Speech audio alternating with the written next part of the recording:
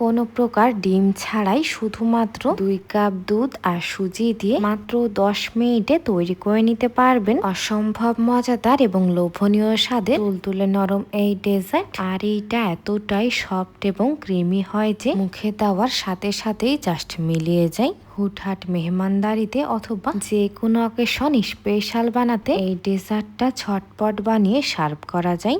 আর বানিয়ে যাকেই খাওয়াবেন সে বারবার খেতে চাইবে। তো আশা করছি বরাবরের মতোই আজকের আমার এই সিম্পল এবং সহজ এই রেসিপিটাও আপনাদের অনেক ভালো লাগবে এবং উপকারে আসবে। আর ভালো লাগলে অবশ্যই একটি লাইক দিয়ে শেষ পর্যন্ত সাথেই থাকবেন। তো আসসালামু আলাইকুম এভরিওয়ান, সবাইকে স্বাগতম জানাচ্ছি রেসিপিজ বাই স্নেহজ মম চ্যানেলে। আশা করছি সকলেই ভালো আছেন এবং সুস্থ আছেন। আর কথা না বাড়িয়ে চলে যাচ্ছি এবারের মেকিং প্রসেসিংয়ে। আচ্ছা, তো এবার আমি চুলার উপর একটি পাতিল বসিয়ে দিয়েছি। আর এইখানে এবার দিয়ে দিলাম প্রায় 2 টেবিল চামচ পরিমাণ চিনি। এখন চিনিটা এবার একটি স্প্যাচুলার সাহায্যে চারপাশে ভালো মতো স্প্রেড করে দিলাম, যাতে করে এটা অল্প সময়ের মধ্যেই দ্রুত মেল্ট হয়ে যায়। আর এই সময় চুলার আঁচ রাখতে হবে একেবারে লো মিডিয়াম হিটে। তো যখন দেখবেন চিনিটা প্রায় 90%-এর মতো ভালো মতো মেল্ট হয়ে আসবে আর চিনির মধ্যে হালকা একটা কালার চলে আসবে, তখন এইটাকে এবার ভালো মতো নাড়িয়ে দিতে হবে।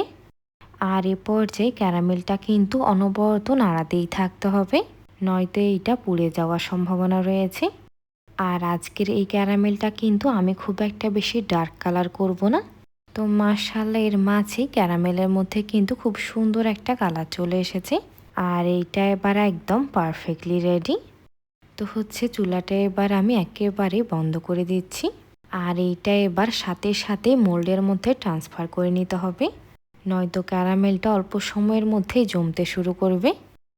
এখন এইখানে এবার আমি 6 ইঞ্চি সাইজের একটা পুডিং মোল্ড নিয়ে নিয়েছি। আর এর মধ্যে এবার সম্পূর্ণ ক্যারামেলটা এবার ট্রান্সফার করে নিলাম। তো এটা এবার গরম থাকা অবস্থাতেই মোল্ডটা ঘুরিয়ে ঘুরিয়ে চারপাশে ভালো মতো স্প্রেড করে নিতে হবে। তো এই ক্যারামেলটা কিন্তু একেবারে জমে গিয়েছিল। দেন এইটাকে আমি চুলার ওপর কিছুক্ষণ ধরে রেখেছিলাম। আর এইটা আবারও সুন্দরভাবে মেল্ট হয়ে গেছে। এখন এইটা এবার পারফেক্টলি সেট হয়ে আসার জন্য এভাবেই রেখে দিচ্ছি। এখন এইখানে এবার আমি নিয়ে নিলাম প্রায় 2 টেবিল চামচ পরিমাণ কর্নফ্লাওয়ার। তবে আপনারা চাইলে এর পরিবর্তে কাস্টার্ড পাউডার ইউজ করতে পারবেন। তো আমার কাছে যেহেতু কাস্টার্ড পাউডার অ্যাভেলেবল ছিল না, তাই হোমমেড কাস্টার্ড পাউডার তৈরি করে নেওয়ার জন্য এইখানে আমি দিয়ে দিলাম প্রায় হাফ চা চামচ পরিমাণ ভ্যানিলা এসেন্স। আর এর সাথে আমি ব্যবহার করছি কয়েক ড্রপ ইয়েলো ফ্রুট কালার। আর এইটা টোটালি অপশনাল, জাস্ট দেখার সৌন্দর্যের জন্য। এখন এইখানে এবার আমি দিয়ে দিলাম প্রায় হাফ কাপ পরিমাণ পানি। দেন এইটাকে এবার স্পুনের সাহায্যে নাড়িয়ে চাড়িয়ে ভালো মতো মিক্সড করে নিচ্ছি। আর হোমমেড কাস্টার্ড পাউডারটা কিন্তু এবার একদম পারফেক্টলি রেডি। এখন এইটাকে এবার আমি একটা সাইডে রেখে দিচ্ছি। তো চুলার উপরে এবার আমি সেম পাতিলটায় আবারও বসিয়ে দিয়েছি। আর এর মধ্যে দিয়ে দিলাম প্রায় 2 কাপ পরিমাণ লিকুইড দুধ। তো সেম কাপে মেপে দুধটা আমি 2 বারে দিয়ে নিলাম আর কি। এখন এইটা এবার আমি নাড়িয়ে চাড়িয়ে সুন্দরভাবে জাল করে নিচ্ছি। তো এর মাঝে এটা এবার আমার একদম ভালো মতো জাল করে নেওয়া হয়ে গেছে। আর এর মাঝে দুধের মধ্যে বলক চলে এসেছে। দেন এইখানে এবার আমি নিয়ে নিলাম প্রায় 1/4 কাপ পরিমাণ সুজি, সাথে ব্যবহার করছি প্রায় 1/3 কাপ পরিমাণ চিনি। তবে চিনিটা আপনারা নিজের পছন্দ অনুযায়ী বাড়ি অথবা কমিয়ে অ্যাডজাস্ট করে ইউজ করতে পারবেন। তো দুধের সাথে সুজিটা এবার একদম ভালো মতো মিক্সড করে নিতে হবে, যেন এর মধ্যে দলা না বেগে যায়। চাইলে আপনারা এইটা এই পর্যায়ে হ্যান্ডউইশের সাহায্যে ভালো মতো মিক্সড করে নিতে পারবেন। তো এর মাঝে সুজিটা এবার আমার একদম ভালো মতো মিশিয়ে নেওয়া হয়ে গেছে। দেন এবার আমি আমাদের আগে থেকেই তৈরি করে রাখা কর্নফ্লাওয়ারের মিশ্রণটা ভালো মতো নাড়িয়ে সম্পূর্ণটা এর মধ্যে ঢেলে দিলাম। এখন এর টেস্ট আরও কিছুটা এনহ্যান্স করতে ব্যবহার করছি প্রায় 2 টেবিল চামচ পরিমাণ গুঁড়া দুধ। আর এইটা আপনারা অবশ্যই ইউজ করার চেষ্টা করবেন, তাহলে ডেজার্টটা খেতে অনেক বেশি মজার হবে। তো এটা আবারও নাড়িয়ে চাড়িয়ে সবগুলো উপকরণ ভালো মতো মিক্সড করে নিতে হবে। আর এরপর যে চুলার আঁচ একেবারে লো মিডিয়াম হিটে রাখতে হবে, নয়তো কাস্টার্ড পাউডারটা কিন্তু নিচ থেকে লেগে যাওয়ার সম্ভাবনা রয়েছে। আর এইটা অল্প সময়ের মধ্যেই দ্রুত জমতে শুরু করবে। তো হচ্ছে এই ডেজার্টটা তৈরি করে নেওয়া কিন্তু একেবারেই সহজ। খুব অল্প সময় এবং অল্প উপকরণেই ঝটপট তৈরি করে নেওয়া যায়। আর একবার বানিয়ে খেলে বারবার খেতে মন চাইবে।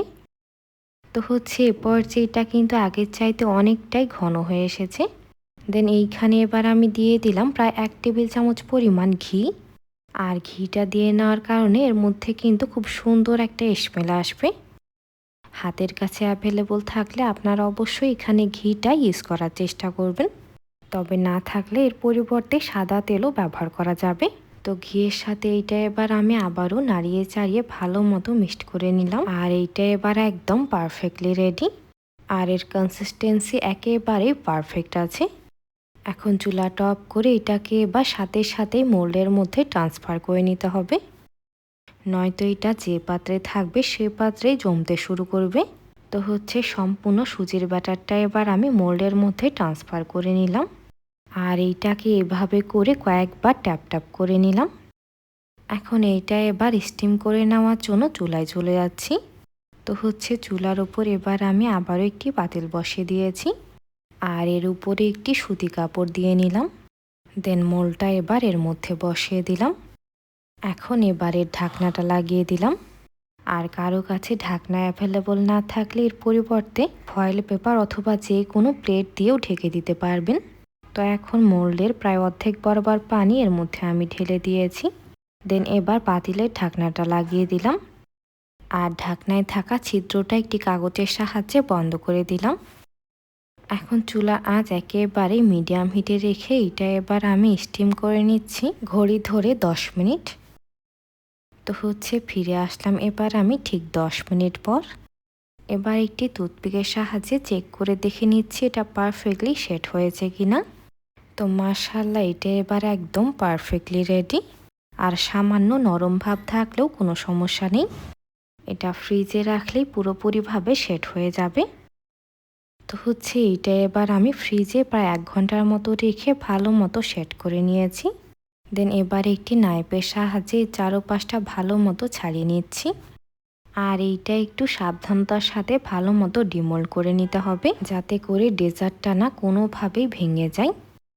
সো ভিউয়ার্স, আপনারা যারা এতক্ষণ পর্যন্ত আমার ভিডিওটি দেখছেন অথচ আমার চ্যানেলটি সাবস্ক্রাইব করেননি, তারা অবশ্যই আমার চ্যানেলটি সাবস্ক্রাইব করে দিবেন এবং পাশে থাকা বেল আইকনে ক্লিক করে দিবেন আমার পরবর্তী ভিডিওর নোটিফিকেশন সবার আগে পেতে। আর অলরেডি যারা সাবস্ক্রাইব করে ফেলেছেন তাদের জানাচ্ছি অসংখ্য ধন্যবাদ। তো এরই মাঝে তৈরি হয়ে গেল অসম্ভব মজাদার এবং লোভনীয় স্বাদের সুজির পুডিং। সো ভিউয়ার্স, রেসিপিটি ভালো লাগলে বাসায় একবার অবশ্যই ট্রাই করবেন। আর রেসিপিটি কেমন লাগলো অবশ্যই একটি কমেন্ট করে জানাবেন। আর ভালো লাগলে অবশ্যই ফ্রেন্ডস এবং ফ্যামিলির সাথে শেয়ার করবেন।